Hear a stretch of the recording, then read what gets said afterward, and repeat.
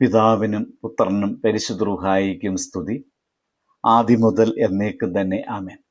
ഇന്ന് ഏപ്രിൽ 12 ഞായറാഴ്ച. വിശുദ്ധ യോഹന്നാന്റെ സുവിശേഷം 20-ാം അധ്യായം 27-ാമത്തെ വാക്യം. പിന്നെ തോമസിനോട്, നിന്റെ വിരൽ ഇങ്ങോട്ട് നീട്ടി എൻ്റെ കൈകളെ കാണുക, നിന്റെ കൈ നീട്ടി എൻ്റെ വിലാപ്പുറത്തിടുക, അവിശ്വാസിയാകാതെ വിശ്വാസിയായിരിക്കുക എന്ന് പറഞ്ഞു. ജീവിതത്തിൽ ചില നിമിഷങ്ങൾ ഉണ്ടാകാറുണ്ട്.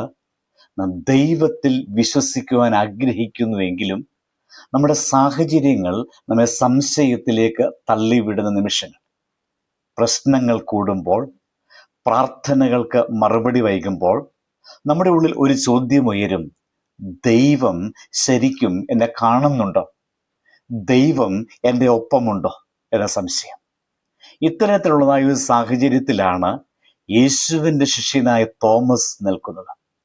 യേശു ഉയർത്തെഴുന്നേറ്റു, തങ്ങൾക്ക് പ്രത്യക്ഷനായി എന്ന് മറ്റ് ശിഷ്യന്മാർ പറഞ്ഞപ്പോൾ തോമസ് അതിനെ വിശ്വസിക്കുവാൻ തയ്യാറായില്ല. അവൻ പറയുന്നു, ഞാൻ അവൻ്റെ കൈകളിലെ ആണിപ്പാടുകൾ കാണുകയും സ്പർശിക്കുകയും ചെയ്തില്ലെങ്കിൽ ഞാൻ വിശ്വസിക്കുകയില്ല. എന്നാൽ പ്രിയരെ, യേശു തോമസിനെ ഉപേക്ഷിച്ചില്ല. 8 ദിവസങ്ങൾക്ക് ശേഷം യേശു വീണ്ടും ശിഷ്യരുടെ ഇടയിൽ കടന്നു വരുന്നു.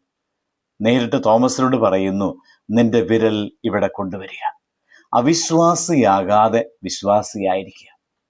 ഇത് തോമസിന് മാത്രമുള്ളൊരു സന്ദേശം അല്ല, നമ്മോടുള്ളതായ ദൈവത്തിൻ്റെ വാക്കുകളാണ്. ഈ സന്ദേശത്തിലൂടെ നാം ഉൾക്കൊള്ളേണ്ടത്, ദൈവം നമ്മുടെ സംശയങ്ങളെ നിരസിക്കുന്നില്ല, മറിച്ച് അത് വിശ്വാസത്തിലേക്ക് മാറ്റുകയാണ് എന്നതാണ്. തോമസ് ദുർബലനായ ഒരു മനുഷ്യനല്ലായിരുന്നു, അവൻ സത്യസന്ധനായ ഒരു വിശ്വാസിയായിരുന്നു. അവൻ അനുഭവിക്കാതെ വിശ്വസിക്കുവാൻ തയ്യാറായില്ല. എന്നാൽ യേശു അവൻ്റെ സംശയത്തെ ശിക്ഷിച്ചില്ല, മറിച്ച് അവൻ്റെ അടുത്തേക്ക് വന്ന് അവനെ വിശ്വാസത്തിലേക്ക് നയിക്കുന്നു. ഇവിടെ കാണാൻ സാധിക്കുന്നത്, ക്രിസ്തു തോമസിന്റെ സംശയത്തിന് ശിക്ഷ നൽകുന്നില്ല, അത് സുഖപ്പെടുത്തുകയാണ്. അതിനാൽ നമുക്ക് ഉറപ്പായി പറയാൻ സാധിക്കും, ദൈവം നമ്മെ കുറ്റപ്പെടുത്താനല്ല, ഉയർത്തുവാനാണ് കടന്നു വരുന്നത്. അതുപോലെ തോമസിന്റെ സംശയം അവൻ്റെ ജീവിതത്തിൽ ഒരു പരാജയം ആയിരുന്നില്ല. അതിലൂടെ അവൻ ഏറ്റവും ശക്തമായ വിശ്വാസ പ്രഖ്യാപനം നടത്തുന്നു: എൻ്റെ കർത്താവും എൻ്റെ ദൈവവുമേ. ഈ സംഭവത്തിൽ നാം എന്താണ് പഠിക്കുന്നത്? ദൈവം വ്യക്തിപരമായി നമ്മെ സമീപിക്കുന്നവനാണ്.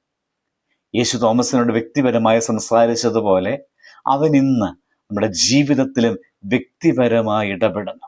നമ്മുടെ വേദനകളിലും ചോദ്യങ്ങളിലും ആശങ്കകളിലുമൊക്കെ ദൈവം നമ്മുടെ കൂടെയുണ്ട്.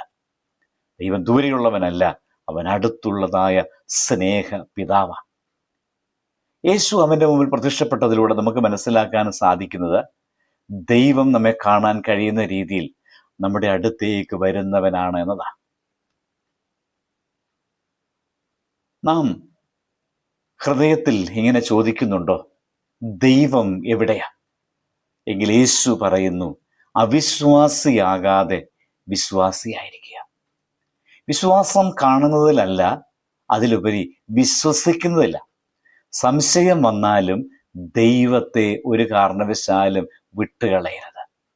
ദൈവം നിശബ്ദമായി നമ്മുടെ ജീവിതത്തിൽ പ്രവർത്തിച്ചു കൊണ്ടിരിക്കുന്നു.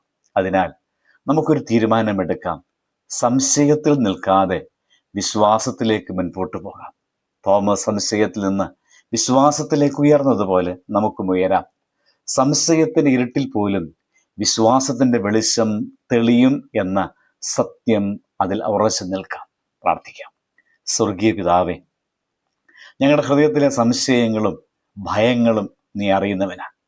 ഞങ്ങളെ അവിശ്വാസത്തിൽ നിന്ന് വിശ്വാസത്തിലേക്ക് നയിക്കണമേ. നിന്റെ സാന്നിധ്യം ഞങ്ങൾ അനുഭവിപ്പാനും നിന്നിൽ ഉറച്ച് വിശ്വാസത്തോടെ ജീവിപ്പാനും ഞങ്ങൾക്ക് കൃപ തരണമേ. ആമേൻ. ദൈവം അനുഗ്രഹിക്കട്ടെ.